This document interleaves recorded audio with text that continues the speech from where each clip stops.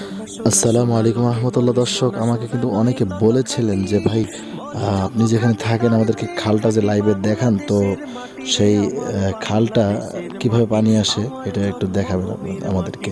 তো আমি কিন্তু আজকে নেমে আপনাদেরকে আমি কিন্তু কষ্ট করে ভিডিও বানিয়ে আপনাদেরকে দেখানোর চেষ্টা করছি।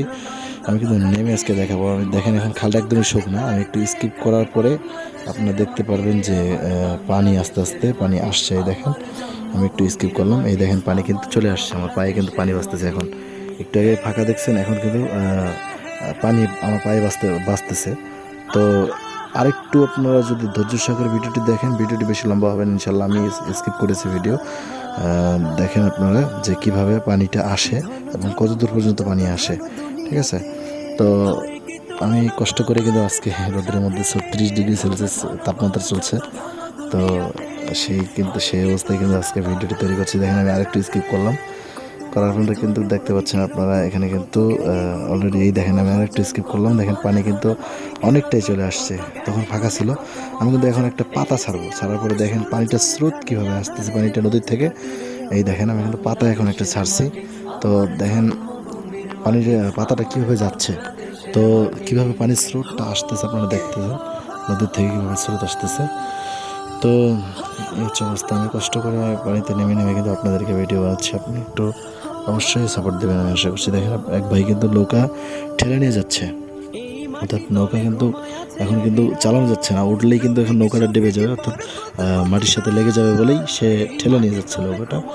তো একটু পরেই কিন্তু নৌকা চালানো যাবে এখান দিয়ে, এবং কি ট্রলার চলবে, আপনারা দেখতে পাবেন ট্রলার চলবে। এই দেখেন ট্রলার নিয়ে কিন্তু এক ভাই আসতেছে। পানি কিন্তু আমি আরেকটু স্কিপ করেছি, পানি বেড়ে গেছে। তো অলরেডি ট্রলার নিয়ে কিন্তু এক ভাই আসতেছে, ট্রলার চালাচ্ছে। এটা কিন্তু ছোটো ট্রলার। আপনারা যেটা দেখতে পাচ্ছেন এখানে সহ যেটা দেখতে পাচ্ছেন, এটা কিন্তু অর্থাৎ সাগরে যায় মাছ ধরতে। আর এটা যে ছোটো ট্রলার, এগুলো যাচ্ছে শুধু নদীতে, পাশেই নদী আছে, বড় নদী, সে নদীতে যাচ্ছে। তো আমি আবার নামলাম, দেখতে পাচ্ছেন আপনারা এই সাইডেই কি পানি। আমি এখন যেহেতু ভিজবো না, তো শুধু মাঝখানে আমি যাচ্ছি না, মাঝখানে গেলে অবশ্যই আমার হাঁটু পর্যন্ত পানি হবে, হাঁটুর উপরে পানি উঠে যাবে। তো যেহেতু লঙ্গি ভিজে যাবে, আমি সেজন্য মাঝখানে যাচ্ছি না। একটু করে আজান দেবে, নামাজ পড়বো, তো সেজন্য আমি করতেছি না। দেখতে পাচ্ছেন আপনারা, দেখেন এখানে কত দূর পর্যন্ত পানি হয়ে গেছে। আমি কিন্তু নামলাম এখন পরিশেষে। এটা কিন্তু নামাজের পরে, আমি নামাজ পড়ছি, নামাজ পড়ার পরে আমি নেমেছি।